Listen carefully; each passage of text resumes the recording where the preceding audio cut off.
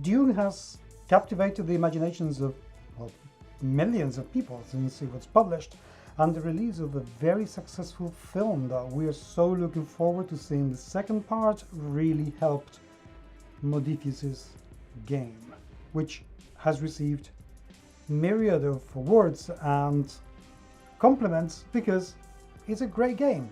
Now they have been kind enough to send me the great game Houses of the Landsraad. I think that's how it is pronounced. So I can take a proper look. Now this is not a full review video because I've only opened the book and I've only read a few pages, but I would like to give you my first impressions. Is this book going to be worth the amount of money that you have to pay to get your hands on it? Welcome to the GMS Magazine RPG Unbooking videos.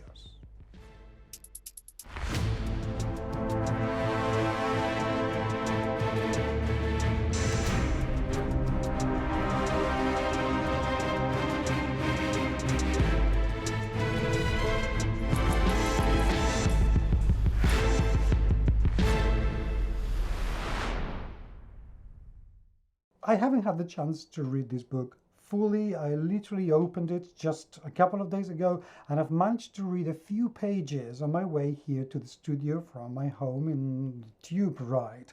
But I want to give you my first impressions because, oh my god, they're very good impressions indeed. Firstly, let's take a look at the production values of this book. The cover is absolutely fantastic. I really like the expression, I love the treatment, I like the composition, the color scheme, everything is very good.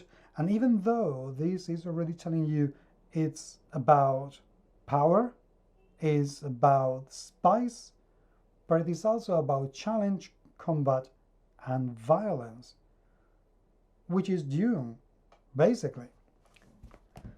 The back is very well used and they give you a very good description of what is it that you're going to find in here, which is great. This is exactly what the back should do. Inside, same illustration as the front, and we get both things. Very comprehensive, very well worth looking into. The credits, both for staff and everybody else in Modiphius. I like that. The fact that everyone's been mentioned is great. So, contents.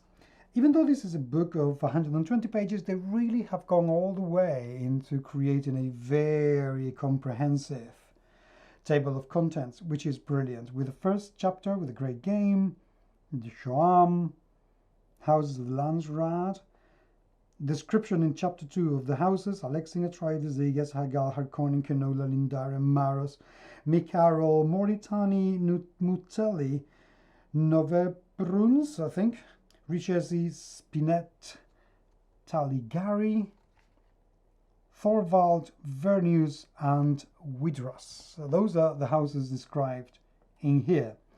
The Spacing Guild, Guild's agents, managing your house, and upkeep ventures. This is really good. This is really good because, especially on chapter 4, managing your house, one of the things I'm liking that I really like here, I'm seeing that I really like, is the construction ventures, claim domains, how to expand your state, festivals, fortifications, boom ventures, you know, Balk enemy, the Bene Gesserit Lions. So this is not just a description of the houses and what they do, which is something that you would have seen in past RPGs. This is about how to properly manage your house, which is brilliant because I want to see the game expanding and tailored within my own table, within my own players. And this is going to allow me to do just that. So my Harkonnen house may be slightly different to the Harkonnen house of a different group of players. I like that freedom of expansion, I really enjoy.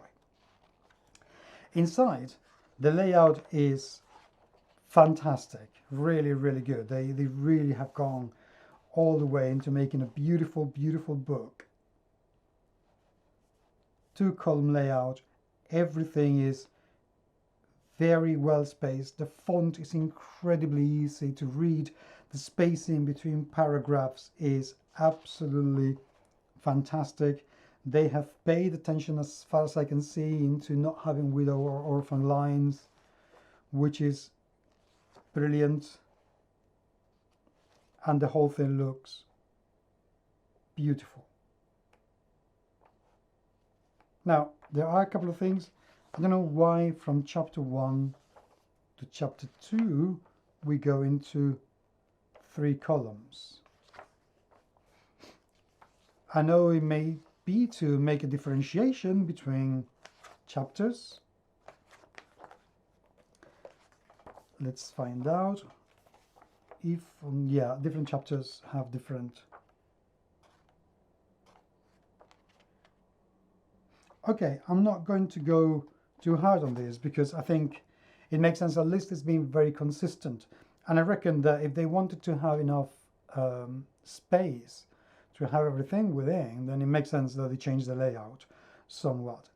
It doesn't bother me too much. I think that looks very, very good. But I also reckon if they have the same layout throughout the book, it would be a little bit hard to read. So having this in the houses, which you can read one by one as you see fit, yeah, I don't have a problem with that. The illustrations look absolutely lovely. Plenty of them throughout the book.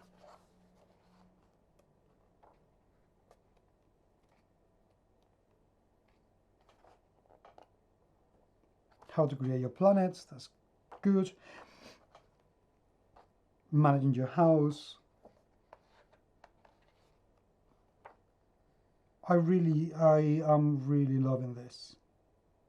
This is what makes me want to play a game. The fact that they're giving me, the GM, the player, the power to actually tailor whatever it is I see here, and they do it unapologetically. It's not something that, oh, well, if you want to do it, just do it. No, they're inviting you to do it. They're telling you, this is how you make the game yours, by giving you all these instructions, and that is absolutely fantastic. Now, the initial pages that I have read, there are a couple of things that have left me really wowed.